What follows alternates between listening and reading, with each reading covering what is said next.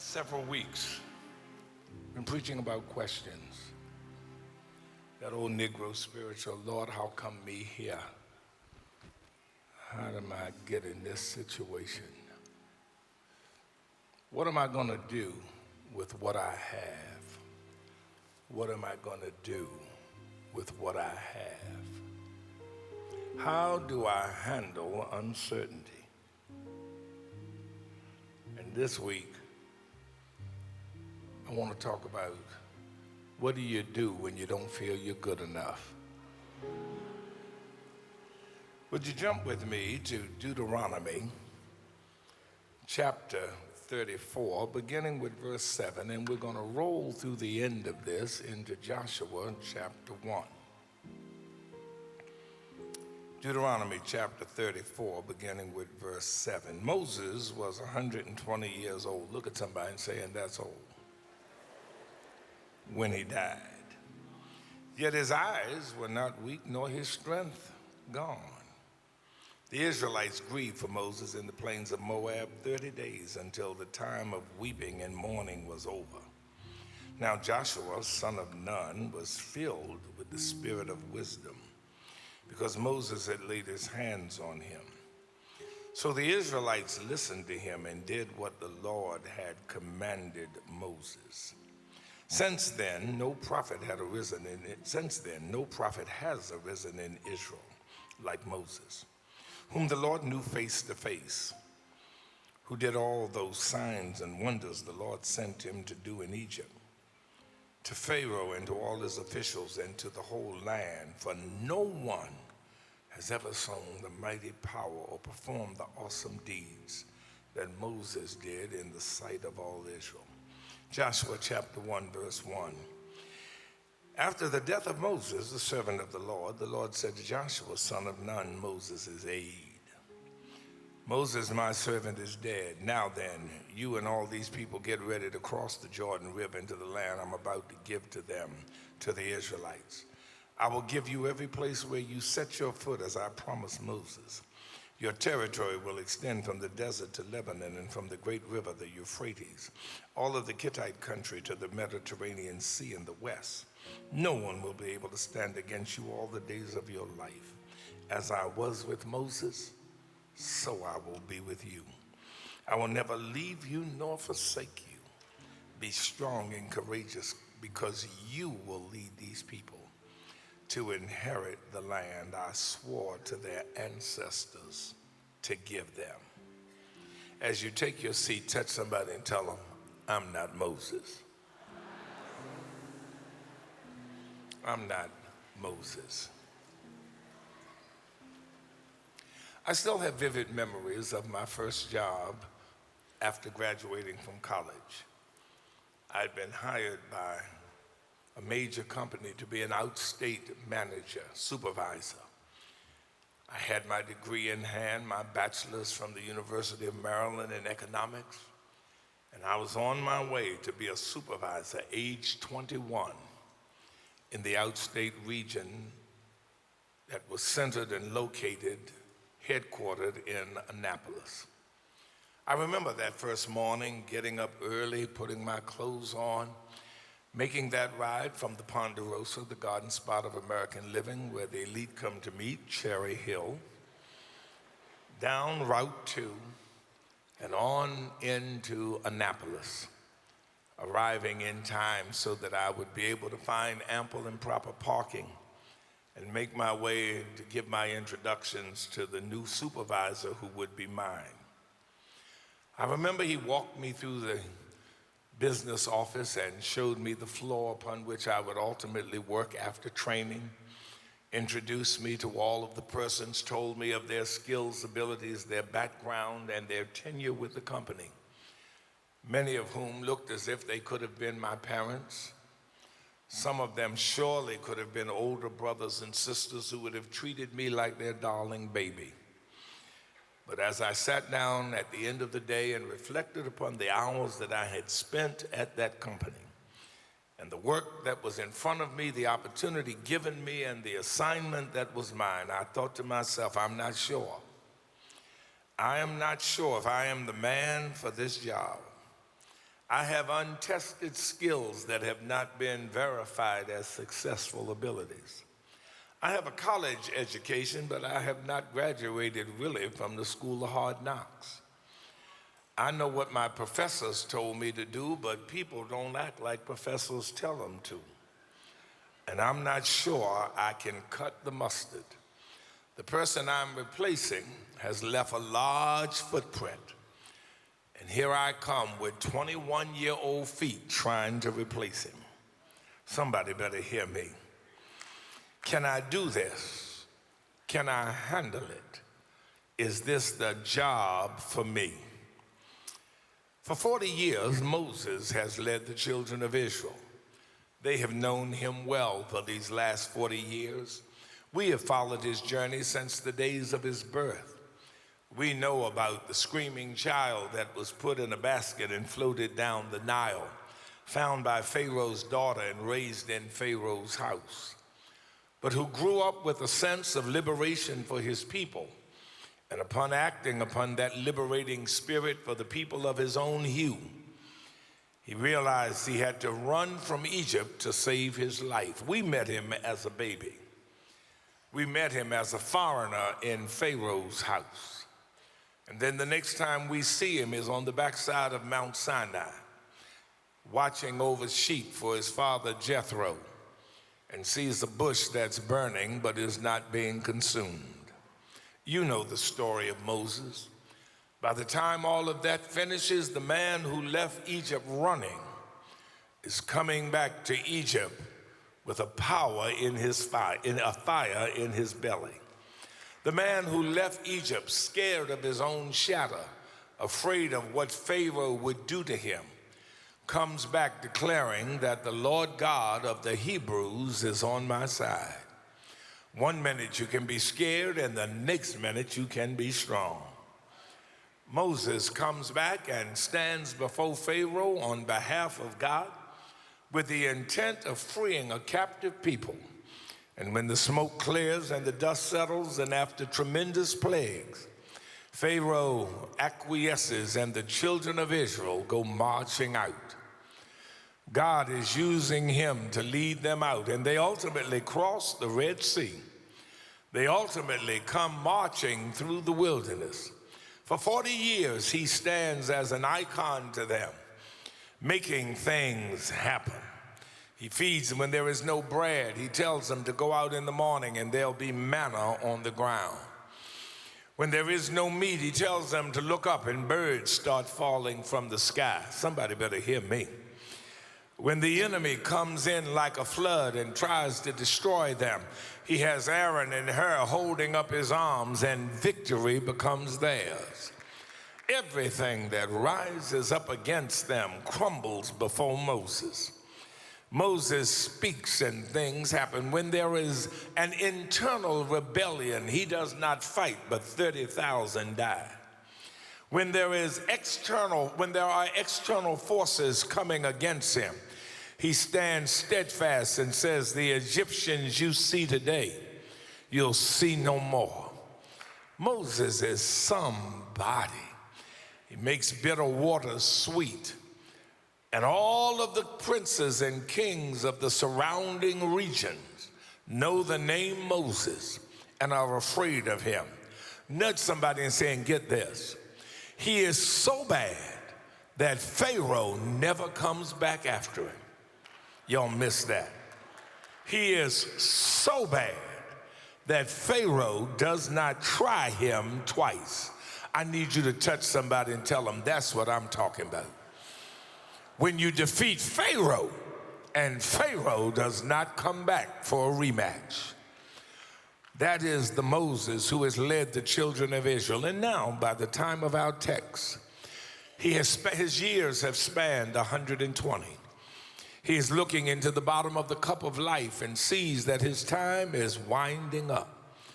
God has summoned him to the top of Mount Nebo and has then carried him to the top of Mount Pisgah. And now he is given an opportunity. Nudge somebody and say, thank God for opportunities. Thank God for opportunities. God gives him an opportunity to see the land to which they have been marching. He shows him what is in front of him, what has driven him, what has guided him. He shows him the purpose for which he was born, the raison d'etre that undergirds his life. He shows it to him, says, look out. There is the promised land, a land flowing with milk and honey. He sees the valleys, the rich fields. He sees the living example of the promise of those 10 spies that came back and the 2 that said it is a great and bountiful land. And then after God shows him everything, God says this, but you're not going in. I'm not going to let you cross over. I'm not going to let you go in. That's your punishment for what you did. And many of us remember that story God told Moses when the children of Israel were looking for water. God told Moses to speak to a rock, but Moses hit the rock. And God said, as a result of that, you're not going in. God seemed so hard. Have you ever felt like God treated you harshly? Don't lie. Don't sit in here and lie. Some of y'all are lying and the truth ain't in you.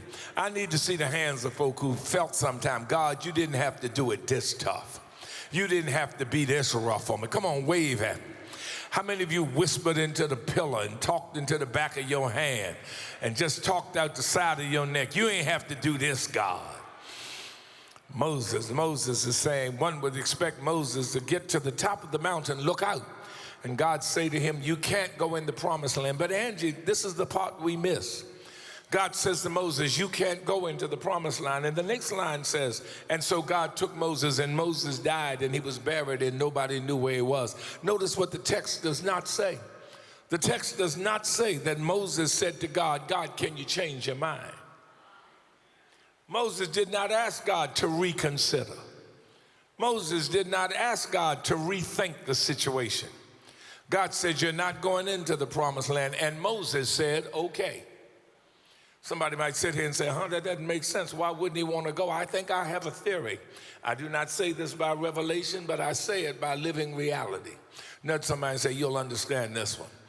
Moses looked at everything he had been through, thought about all the hills and mountains he had already climbed, looked out and saw the Jordan promised land and realized no matter how good it looks, it only comes with a struggle. Because nothing comes without a fight. Somebody better hear me.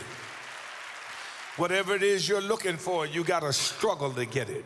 Somebody better hear me. If you're expecting to live on flowery beds of ease and have everything handed to you, milk and cookies go to a Santa Claus that comes on December 24. But the rest of us have got to struggle, scratch, and climb to get anywhere we're going. The hills are hard to climb.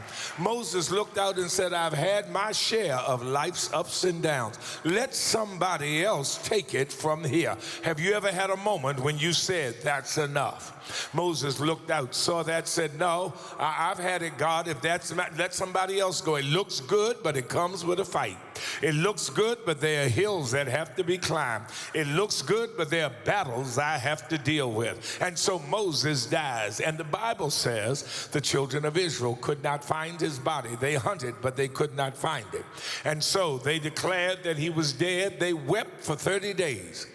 And at the end of 30 days, they went for a new leader. Help us, God. And they chose Joshua, the executive aide or the aide to Moses. Now, we read that passage and then we read how they chose him to be their leader. We jump into Joshua chapter 1 and hear God talking to him and see Joshua go forward. But I think we do great disservice to the humanity of the text.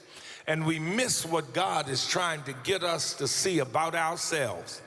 I need you for a moment to become Joshua. Nudge the person beside you and say, hello, Joshua. It's a woman sitting beside you. Hello, Joshua Etta. But I need you for a moment to lift yourself from the scales of reading the word to becoming one with the word, that the word might become one with you. I need you to see yourself this morning as Joshua. All of a sudden, the elders are coming to his tent. The elders are marching into him and saying to him, we want you to lead us. God is talking to him. I want you to lead these people. We read the passage and we think that Joshua just jumps up and go forward. But I pose this question to you. If that were you, would you have just jumped up, said yes, and marched out? Look at somebody and say, no. Why? Because I ain't Moses. Joshua, I can see Joshua. I see him, Trisha, sitting in there. The people are coming and choosing him as their leader. God is speaking to him, telling him he'll go forward. And Joshua is saying, I'm not Moses. I followed orders. I didn't give them. I'm not Moses. I executed instructions. I didn't write them. I'm not Moses. I assembled the forces to battle. I didn't devise the strategy. I'm not Moses. Moses told me what God said, and I did it. God didn't tell me anything. I understand how they could follow Moses, but who am I? I just came here day 4 yesterday. I've just been in the second seat. I don't know if I can handle this. I don't know if I can fill those shoes. I don't know if I'm as good at parenting as my mama was. I don't know if I'm as good at parenting as my daddy was. I don't know if I can follow behind this supervisor. I don't know if I can replace this community leader. They were so this and I am so that. I don't know if I have what it takes. I went to a little HBCU. I didn't go to a PWI. Oh, it's getting quiet in here now. I didn't come from a golf community. I came from a ghetto community. I didn't grow up with everybody having a car. I grew up with a bus pass. Oh, I'm gonna hurt you bad. Our macaroni and cheese was made with government cheese, GC, government cheese. We didn't go to restaurants. The restaurant was in our home. I'm not sure I bring to the table what somebody else does. I may look good and I may talk a good game. I've got more confidence in what I'm selling than who I am. God, I wish somebody could get on board. I look like I know what I'm doing. I can act like I got it together, but deep down inside, I'm not sure I've got what it takes to be able to do what's being requested of me. I just need to know, are there any persons in church today who have lived that reality? Don't play, come on. If you know sometimes you're just not sure if you can handle what's being presented to you. Can I handle this situation? Can I deal with this situation? Am I what's needed for this? God, should somebody else have been given this assignment? Let me tell you one reason I'm preaching this, because I'm not talking about Skippy and Ray Ray right now. I'm not talking about folk out in the street. I'm talking about God's people. I'm talking about God's people who shy away from accepting new challenges and going, as they used to say in Star Trek, to a place nobody's gone before. I'm talking to folk who are afraid to venture into new assignments and to tackle new projects. Oh, it's getting quiet right now. I want to talk to some folk who would rather put somebody else up than volunteer themselves. I want to talk to some folk who think somebody else can do the job better than you can. I want to talk to some people who think that other folks' education is superior to your education and other folks' skills are superior to your skills because your name ain't Moses. Lord have mercy. If I'm on your street, just wave at me. In fact, nudge the person beside and say, stop your line and raise your hand. You know you have those moments when you don't feel you are the one. Kunta Kinte, I still see the picture holding up Kizzy, and people ask, are you the one? Sometimes you've got to be able to declare, I am the one. I'm preaching this sermon today because if you are asking yourself, are you the one? People are asking all around you and identifying you as not the one. But God sent me in here to tell you to read the text. Joshua is sitting there and he's feeling all senses of inadequacy, feeling like I can't handle this. I don't know if I can do this. The text says in Deuteronomy that God has said to him that he is to lead, that the people have come to him and said, you are the one to take us forward. The Spirit is on you. You lead us and we will follow you. But Joshua is thinking to himself what the people are saying. Nudge somebody and say, hear this. This, is what the people are saying. The people are saying to him as he stands there and feels so bad, since then, no prophet has risen in Israel like Moses, whom the Lord knew face to face. This is what they're saying in the tents. Who did all those signs and wonders the Lord sent him to do in Egypt. This is what they're saying at the barber shop. This is what they're saying at the coffee shop. This is what they're saying at the water cooler.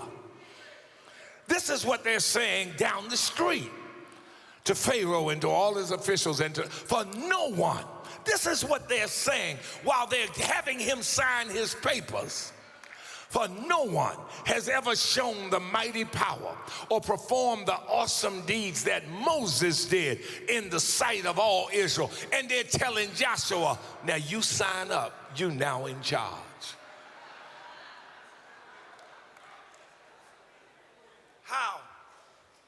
How do I fill these kind of shoes? Who do you look up to spiritually? Who is a hero or shero in your path? Oh God, it's getting quiet now. Who is someone who in your mind is the living example of God's presence? I can't measure up to that. I can't be like Miss Betty next door.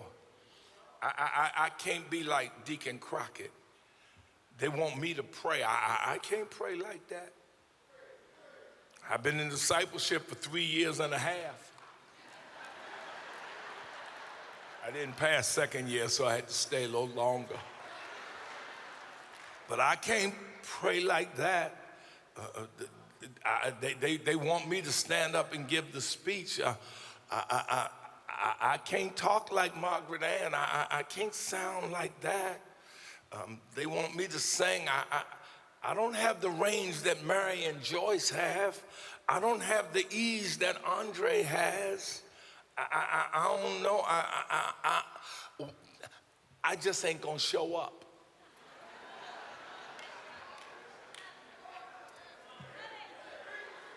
Oh, it's getting tight. It's getting tight. Nudge somebody beside you, say, I'm getting ready to leave. But this is us.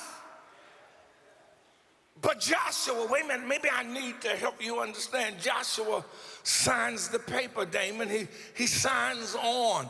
The 21-year-old takes the job. The 35-year-old signs on. The soloist stands up and sings. The usher ushers. The prayer prays. He takes the job. Did you remember what Joshua did? Joshua led the children of Israel across the Jordan River.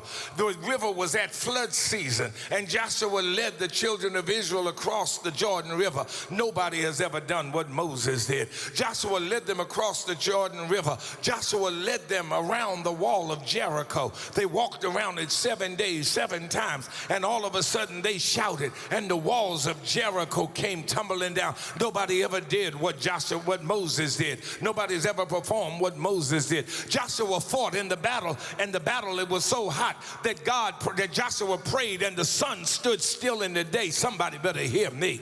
But everybody talked about what Moses did and how Moses led. Joshua led them into the Canaan land. He led one victory after another. They conquered one territory after another. He gave inheritance to all the tribes of Israel. And at the day of his departure, he stood and said to the children of Israel, as for me and my house, we will serve the Lord. Somebody better hear me.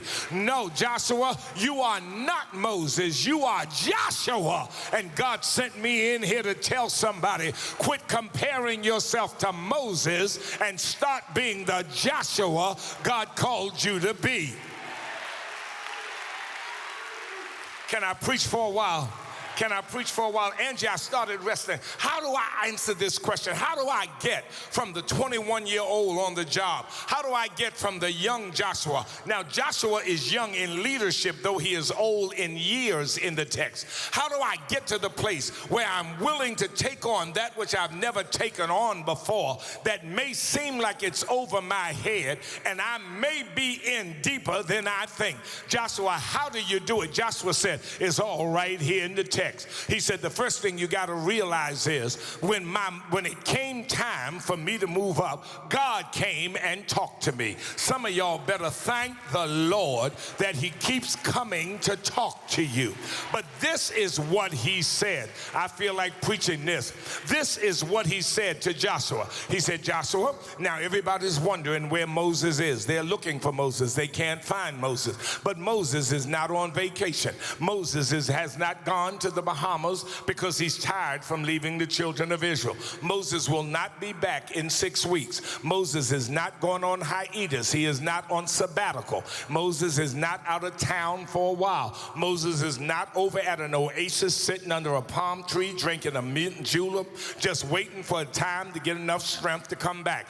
Moses is dead. Joshua, get this. Moses is dead. Whether you want him back, whether you wish he was back, whether you wish he was doing this job or not, he is dead. And what you have to understand, Joshua, nudge somebody and say, get this. This is your season. Oh, God, you missed that.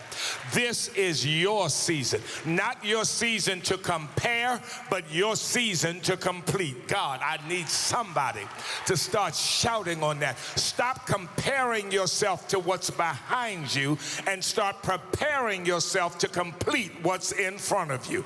Joshua, this is not, oh God, I'm gonna dance on that myself. Joshua, this is not Moses' season. This is your season. You were groomed for this season, prepared for this season, and I placed you in this season. You can never take your opportunity until you realize it is your season.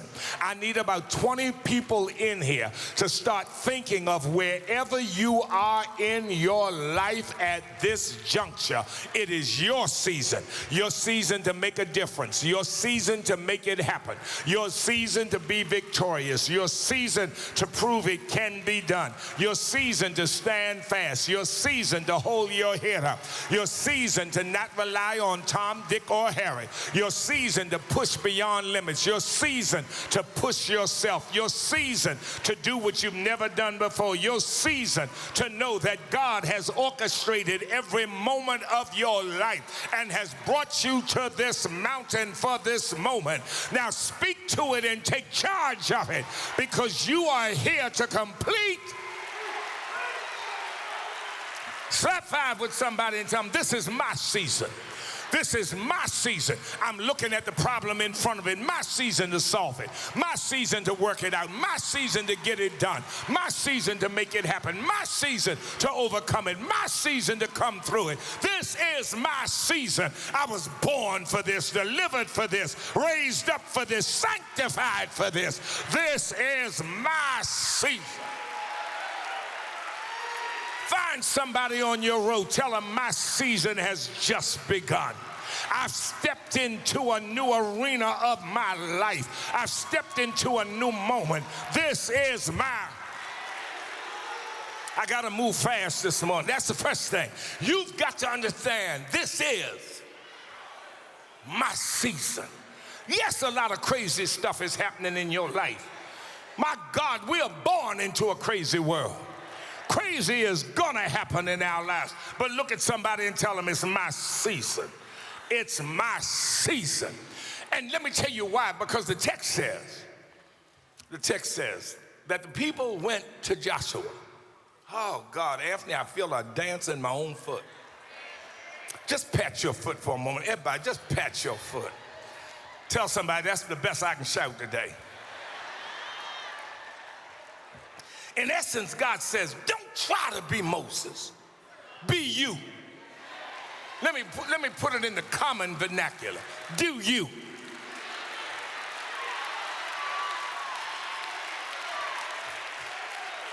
Do you. Now understand this, doing you doesn't mean doing you for all of the stuff in you that even you can't handle. He said, the people said, we went to Joshua and followed Joshua because Joshua had the spirit, oh Lord.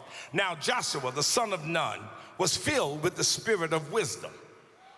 Wait a minute, y'all missed that. They didn't go to Joshua because Joshua knew how to be black. Some of y'all think you've been elevated because you know how to be black.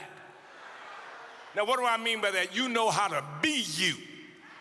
Smart aleck, talk out the side of your neck, twisting your head, throwing your neck, wearing your finger, making enemies of everybody. But that's not what I don't want you to overcome that. Because nobody needs to have to deal with that. They went to him because he had the spirit of wisdom.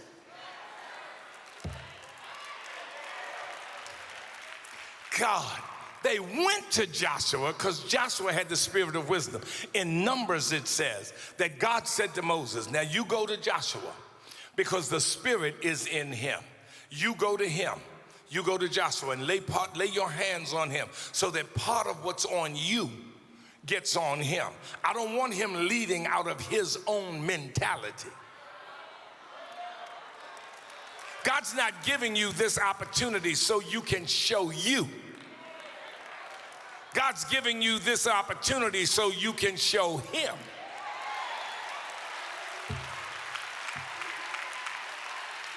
Look at somebody and say, he's still working on me, but I'm showing him. Help me, somebody. He says, I'm choosing you, Joshua, because Moses is dead, but my spirit, oh God, my spirit is on you. Joshua, I don't need you to prove you belong in this place. I need you to manifest what you bring to this place. I need some of y'all to stop trying to prove you need to be somewhere. You don't need to prove that to folk. Just show them why you there. Show them what gifts and graces come with you. Can I get a witness? And see, most of us are trying to prove we want to be there. Oh God, I don't want to go too long. Most of us try to prove we belong. So I belong on the team. I belong here. I should have been picked years ago. No, you shouldn't. And we try to prove it because we have tremendous feelings of inadequacy. I know we put on a good fake game. We try to act like we got it teetotally together.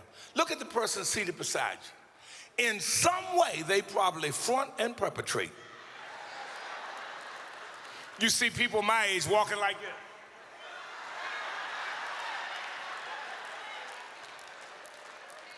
Then when they get home, anybody got an Atlanta cane? Anybody got some Ben Gay?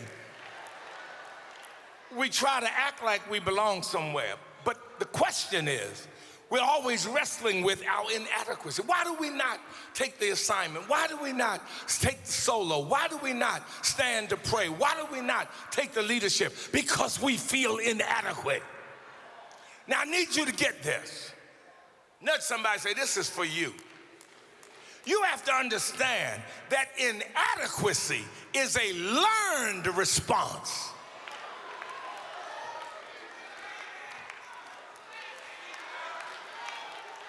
I'll start the car. I may have to rush out. Inadequacy is a learned response. You aren't born inadequate. You were fearfully and wonderfully made. You were endowed by your Creator with certain inalienable rights. Oh God, God, I'll dance out this building.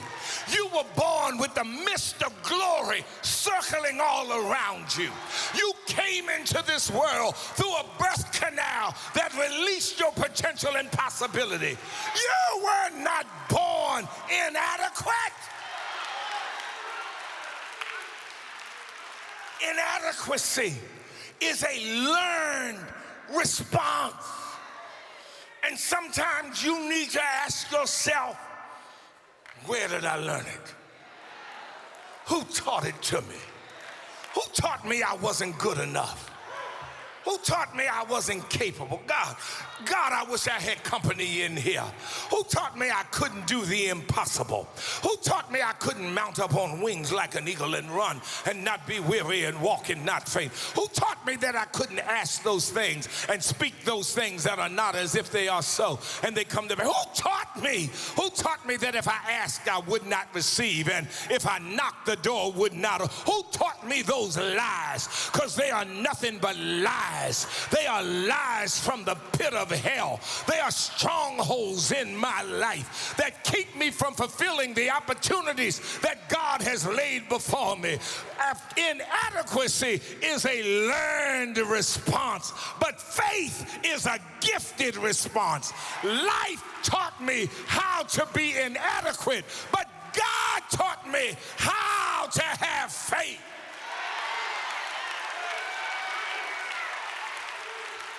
I don't know where I'd be without Christ. God, I'm going to have to close early. I don't know where I'd be without the Lord.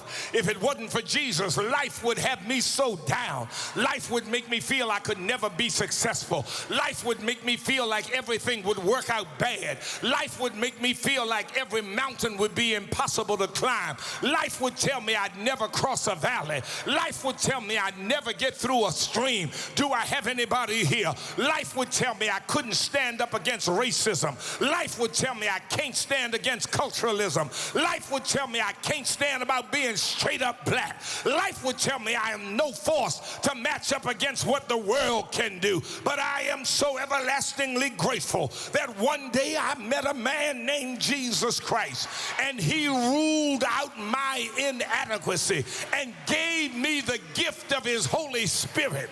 And the Holy Spirit gave me the gift of faith so I can believe even though I can't see it.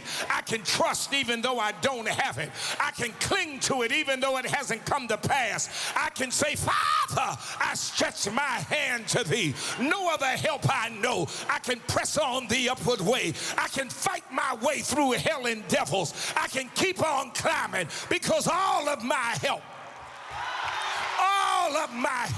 comes from the Lord. I can believe it. I don't know how it's going to happen. I don't know when it's going to happen, but I have pushed out the sense of inadequacy, and I walk by faith and not by sight. I need somebody in here to help me walk by faith. I need somebody walking with me. Look at somebody and tell them I'm not Moses, but I'm walking by faith. I'm walking by faith. I've got high hills to climb. I've got deep valleys to go through, but I'm walking by faith. I'm trusting God with the impossible. I'm trusting God with what I can't see. I'm trusting God for my tomorrows. I'm trusting God in everything I do. Life not to make me inadequate, but I serve a Christ. I serve a Christ. I have a Christ who's taught me that all things are possible.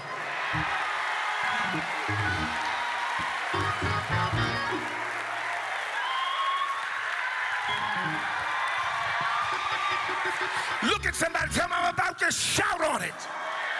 I don't have it yet, but I'm about to give God a pre-praise. I'm going to give him a pre-praise for what he shall do. He shall dry my tears. He shall make a way out of no way. He shall lift my burden. He shall open doors. He shall make it come to pass. He shall fight this battle. He shall deliver. He shall defend. I will bless the Lord.